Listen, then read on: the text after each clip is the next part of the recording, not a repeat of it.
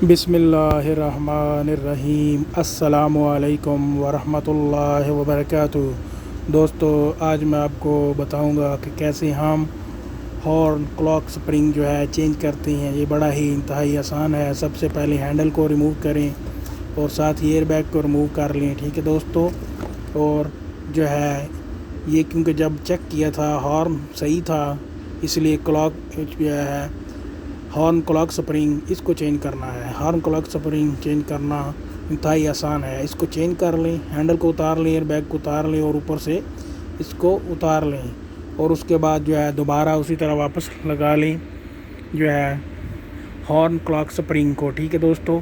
इसका एक सेफ्टी उधर प्लास्टिक का पीस होता है, वो भी निकाल लें जब नया लगाएं और साथ ही जो है दोबारा वापस हैंडल लगाएं और हैंडल लगा के उसको हैंडल को टाइट करें और उसके बाद जो है आप हैंडल के ऊपर जो है एयर बैग लगा होता है, एयर बैग की वायरिंग लगाएं, हॉर्न की वायरिंग लगा लें। ठीक है दोस्तों, आप ये तसल्ली करें कि वायरिंग का जो प्लग है बड़ा ही सही तरीके से लगा होना चाहिए, क्योंकि कोई लूजनेस रह गई तो उससे आपके एयर बैग की इंडिकेशन जो है आना शुरू हो जाएगी। ठीक है दोस्तों।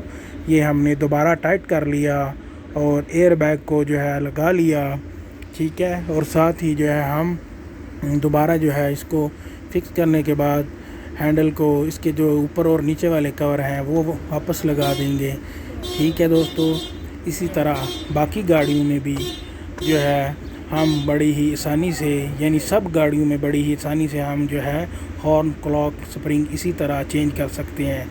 सबसे पहले हमने हैंडल को उतारना है, उससे ऊपर एयर बैग होता है, उसको बड़े ध्यान से उतारें, उसकी वायरें उतारें और उसके बाद जो है हैंडल का नट उतार लें और दोबारा जो है वापस लगा लें।